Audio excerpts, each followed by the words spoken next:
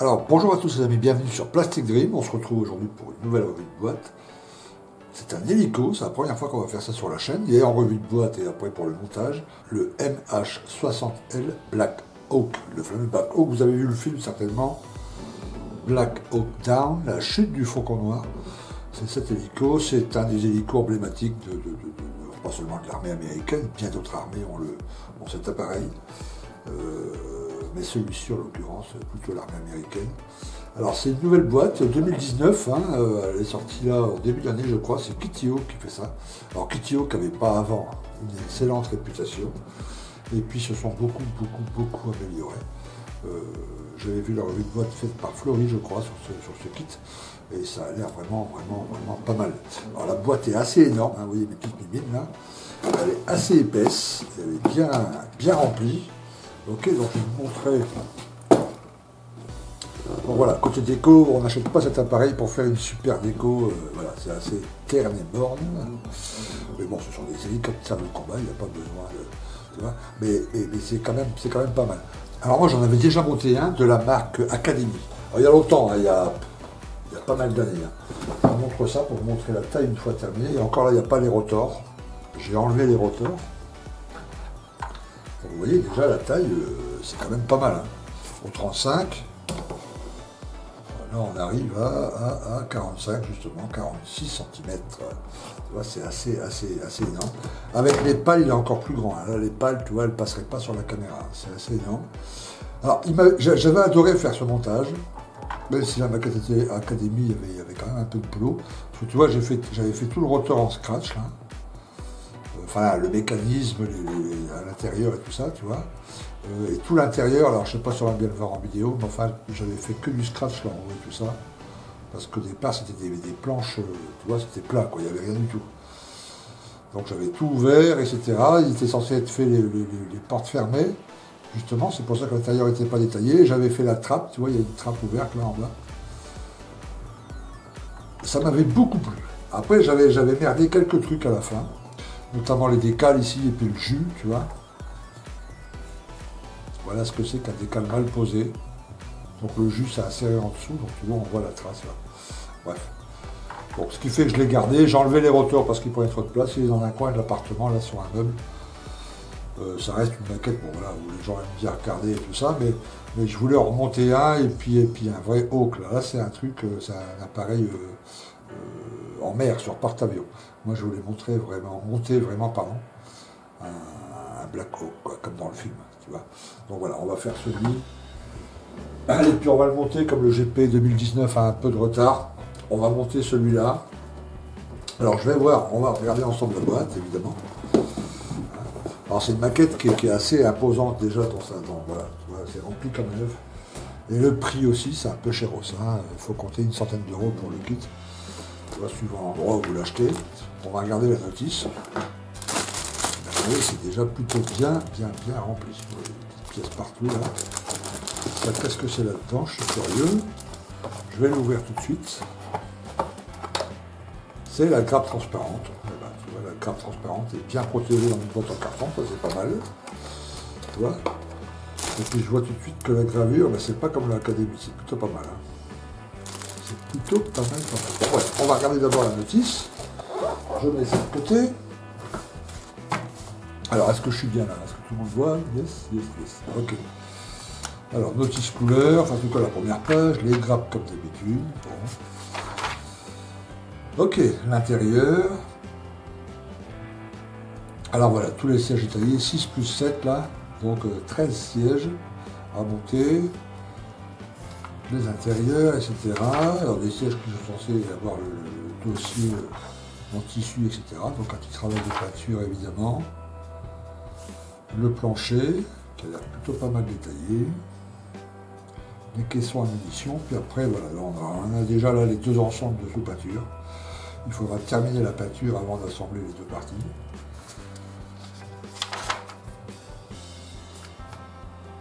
Ok. Donc on peut faire, pourquoi il y a ça et ça, on peut le monter en plusieurs là c'est avec les guns, le MG134 gun, et là c'est avec le MK230 canon. Donc il faut choisir d'abord si on le monte avec le canon ou l'MG. Bah, moi je verrai au visuel, c'est le plus important. Enfin. Voilà, et quand il y a les canons, on monte moins de sièges évidemment, parce qu'il n'y a plus de la place pour les sièges. Donc là on monte les turbines moteurs au-dessus. Hein. Donc on peut laisser apparemment les capots moteurs ouverts, ce que je vois là. Donc ça c'est sympa. Ouais, tu vois les capots moteurs sont là. Donc on peut les laisser ouverts si on veut. Ça c'est pas mal. Ça c'est pas mal parce que ça fait un ajout intéressant. Même si on ne fait pas un vrai diorama, mais tu vois, même posé. Alors voilà, ça c'est les pales. Alors ça c'est ça le problème avec les hélicos. Alors c'est pas le montage des pales et tout ça, c'est plutôt fastoche. C'est plutôt la place que ça prend, quoi. Voilà. Alors j'ai vu un montage très récemment, un mec qui est en train de monter, je ne sais plus qui. Mais je l'ai vu, parce que sur un vrai hélico, ces vraies pales, là on peut les plier. Bon, en plus, les hélicos qui sont sur porte-avions, c'est pratiquement toujours, okay, elles sont pliées vers l'arrière et attachées à la queue de l'appareil. Mais les appareils qui sont en terre, enfin qui sont de l'armée de terre et tout ça, ils sont aussi quelquefois pliés pour en maintenance ou rangés dans un hangar, etc. Donc elles se plient à ce niveau-là, là, ici. Là. Voilà. Il y a une énorme goupille qui est retirée et hop, elles peuvent tous se caler comme ça à l'arrière. Pour prendre moins de place évidemment, parce que ça prend une place énorme. Donc moi j'aurais aimé que ça soit comme ça, et puis le faire en maquette comme ça, quoi, avec les ailes avec les pales repliées à l'arrière, pour que ça prenne moins de place, parce que là ça prend, avec les deux pales là, tu vois, ça à 60 cm, quoi. Tu peux pas mettre ni en vitrine, ni sur une étagère. C'est vraiment énorme, quoi. Donc je verrai si je peux pas modifier là, et puis le faire replier à l'arrière, ça serait quand même pas mal. En tout cas le rotor a l'air très très bien détaillé. La pose du rotor, la préparation des deux demi-fuselages, la gouverne arrière. Ok, on a les plans ici couleurs qui sont détachables. Bon, je ne vais pas le faire tout de suite, mais enfin. Donc c'est toujours la même livrée à la même couleur, à peu près grise. Là, il y a un décal ici, Razor Edge, Gunslinger. Venom aussi. Voilà. Mais en gros, ça ne change pas grand-chose. Razor Edge ici, voilà aussi. Les 4 livrets sont sympas. Hein. Voilà. Les portes, la petite pale arrière. On peut laisser, évidemment, ça a laissé porte ouverte hein, pour voir tout l'intérieur. Et ici, on peut monter les deux guns extérieurs. Alors, c'est pas sur tous les Black Hawk qu'il y a ça. C'est sur certaines versions.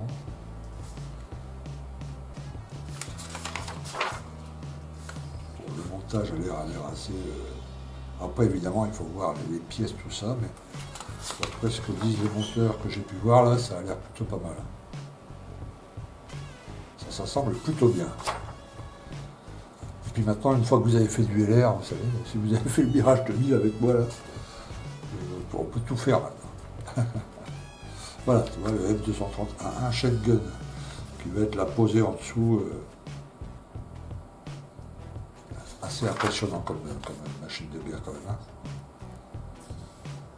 Et ici, où on peut mettre les roquettes, c'est soit le pod, tu vois, ici, là, soit le pod avec les deux mitrailleurs de chaque côté, là. Soit des missiles, etc. On choisit soit l'un, soit l'autre. Alors, soit les M60 Hydra Rocket Pod, soit les M260 Hydra Rocket Pod 19 rounds, donc 19 petites roquettes dans un truc, ou le M230A1 Chain Gun 30 mm, ou le AGM 114A Hellfire.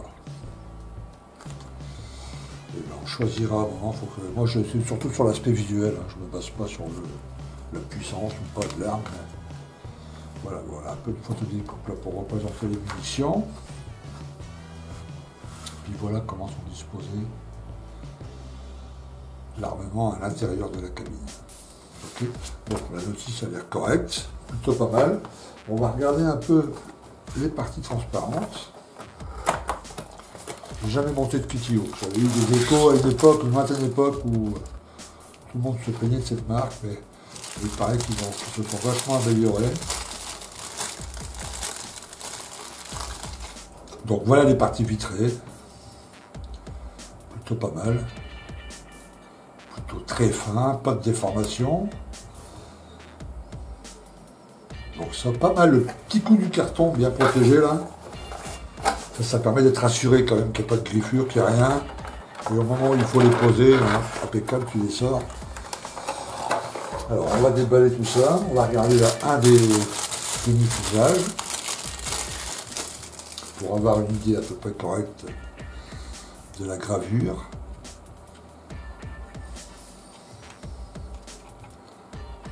Pas mal. Putain, la gravure est quand même chouette. Hein. Tiens, je vais approcher un tout petit peu, je vais zoomer un peu là. Voilà.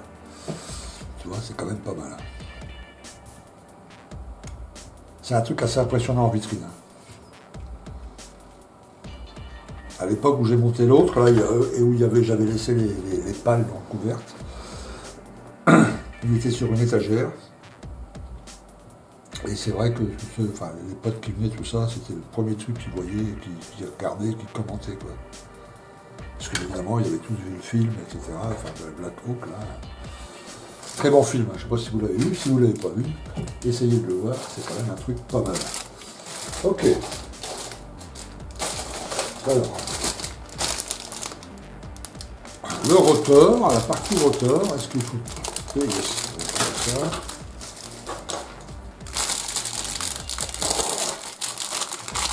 Voilà, il semble changer là, tu vois, bah là, on a même plus le plastique.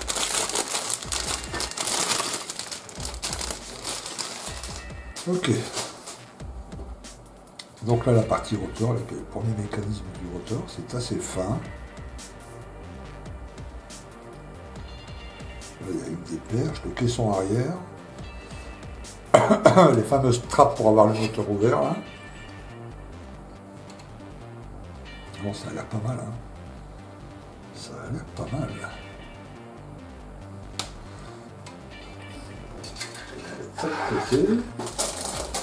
Le plancher, ça c'est intéressant de voir un peu les détails sur les planchers. Et sur l'autre, j'avais été obligé de tout faire, c'était quand même un sacré boulot. Hein.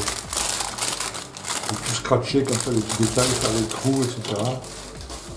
Là, tu vois tous les trous de sécurité, là tu vois, c'est des petits crochets à l'intérieur pour attacher des chaînes, pour que tout soit attaché évidemment pendant le transport. Et ça, sur l'académie, j'étais pas reproduit, il fallait le faire. Là, c'est fait. Bon, c'est quand même pas mal. Ah, le cockpit, le caisson central. Le tableau de bord ici. Pas mal. Hein. Là, ça va être facile à faire avec un petit travail de peinture, etc. Ça va être facile à mettre tout ça en valeur, quoi. Tu vois, pareil pour le caisson, là. Les portes, donc là aussi, qu'on va pouvoir laisser ouvert. Ça, c'est top. Alors ici, je déballe pas, c'est pas de pièce essentielle à vous montrer. Vous voyez là, le truc arrière, l'empennage arrière. Là, tout est pour cette vidéo dure pas 3 heures. On va sortir la grappe avec les pales.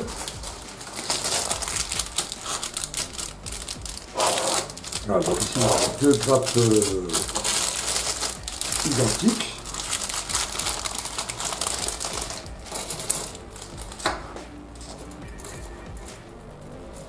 Il y a un peu de flash au central là, mais j'imagine que c'est pas sur les pièces, non pas sur les pièces. Bon, ça va. Bon, bah, tu vois une pale.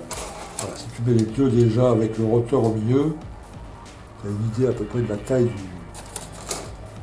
Une fois les pales ouvertes, quoi. Il faut vraiment que je trouve un système. Tu vois, le système de goupille, il est ici, là. C'est ce système-là. Tu as deux grosses goupilles. Alors, réellement, dans la réalité, là, c'est à l'échelle à 35, mais dans la réalité, c'est des masses de goupilles. Hein. Elles font, tu vois, je sais pas, 7-8 cm de diamètre dans un acier, tu vois. Voilà. Et on en laisse une en place, on en enlève une, ce qui fait qu'elles peuvent se placer comme ça à l'arrière. Donc je me demande si je vais pas pouvoir percer des trous là et puis pouvoir le faire moi-même, quoi. à étudier, faire un peu de scratch, c'est aussi sympa de temps en temps, tu vois. Voilà. Les roues sont ici, elles sont en demi. Yes, elles sont en demi. Bon, à travailler un peu, à faire attention au collage, mais rien de bien compliqué. Encore deux grappes identiques ici. Donc ici on a les moteurs. C'est intéressant aussi parce que je dis les trappes, toutes trappes ouvertes, enfin les trappes moteurs en tout cas ouvertes. Ça ajoute aussi un petit plus très sympa. Hein. Donc ici vous avez les entrées des pods, vous savez, quand je vous ai expliqué, voilà. Ici le 12 et ici le 6. Ainsi, le 7 et là le 12. Voilà les moteurs ici, partie des munitions ici. Hop, on va enlever celle-là, ça permettra de mieux voir. C'est deux grappes identiques. Hein. Voilà, donc le moteur, ici les munitions. Le moteur. Et ici la grosse MG là. Enfin, une partie en tout cas. C'est plutôt pas mal. Hein. La gravure est chouette en tout cas. Il n'y a pas de flash, vous avez vu, sur aucune pièce. Donc ça c'est bien. Alors il y a aussi dans la boîte ça. Donc la porte est calme évidemment. Hop, en deux parties, d'accord. Pas de souci. Alors qui fait ça? Est-ce que c'est Carpena ou est-ce que c'est interne à Kitty Hawk? C'est Kitty Hawk. Bon, il n'y a pas de raison que ça soit pas. Ça a l'air plutôt fin. Pas trop épais.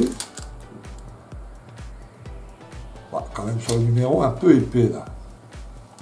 Mais je ne me ferai pas avoir comme l'autre. Hein.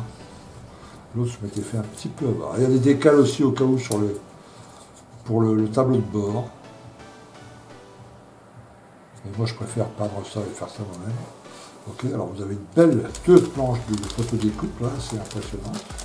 En taille tout au moins. En qualité, on va voir. Elles sont emballées dans du plastique, donc je ne vais pas l'enlever. Elles sont protégées comme ça. Bah, écoute, ça a l'air pas mal. Hein. Ça, c'est toutes les attaches des sièges, j'imagine. Les harnais qui m'ont l'air un peu épais là quand même. Ça m'étonnerait qu'au 35 ça soit aussi gros. Voilà, et puis là aussi, ça c'est toutes les petits harnais sur chaque siège. Il y a pas mal de sièges à l'arrière, hein, version passager. Là aussi, je sais pas, enfin moi j'aime pas utiliser ce genre de truc, ça fait trop raide sur les sièges. Si tu fais tous les sièges parfaits avec ça, tu as une impression de modèle d'exposition, quoi. Tu n'as pas l'impression que l'appareil a été utilisé, tu vois, que toutes les harnais sont rangés au centimètre, au millimètre près. Ça fait pas très réaliste. Alors on peut peut-être récupérer les anneaux et puis les faire nous-mêmes, enfin tu vois, en millipique là. Et il y a aussi, voilà, ça doit représenter, il y a, comment on appelle ça, pour faire descendre les soldats, quoi, tu vois. Donc ça doit représenter ça, on verra dans le montage. Mais voilà, donc deux belles planches de photo découpe. Et il y a aussi, alors ça je sais pas ce que c'est.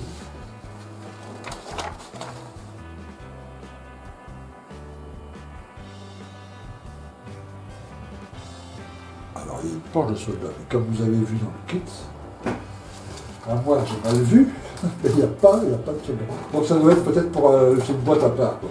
C'est marqué que c'est optionnel au-dessus, ok, d'accord, c'est optionnel. Mais, ouais, évidemment, hein, je revérifie parce que je pense faire et dire des bêtises, qui arrive à tout le monde. Non, évidemment, il n'y a aucun soldat dans la boîte. Donc ça doit être une boîte à acheter à part, avec voilà, les pilotes, enfin les soldats, quoi, Kitty Hawk. Ok, bon, donc on fout ça à la poubelle. J'en ai pas besoin. Ok, bah écoutez, belle maquette du boulot. Il va y avoir un boulot très intéressant de peinture là-dessus, j'adore faire ce genre de teinte. Et puis un petit travail de scratch donc pour replier les pales vers l'arrière. Donc je vais mettre tout ça là-dedans, tout bien rangé. Alors ça va, ouais, je vais commencer le montage, j'ai envie de me faire celui-là. Là. Et puis de respecter le calendrier que j'avais dit, c'est-à-dire qu'on commencera pour tout le reste aux dates indiquées sur le calendrier. Par contre, comme le GP19 a un peu de retard, eh ben, je vais me faire plaisir, les amis, c'est fait aussi pour ça. Je vais commencer celui-là et je l'arrêterai à tout moment si jamais je dois commencer le GP19, 2019, pardon.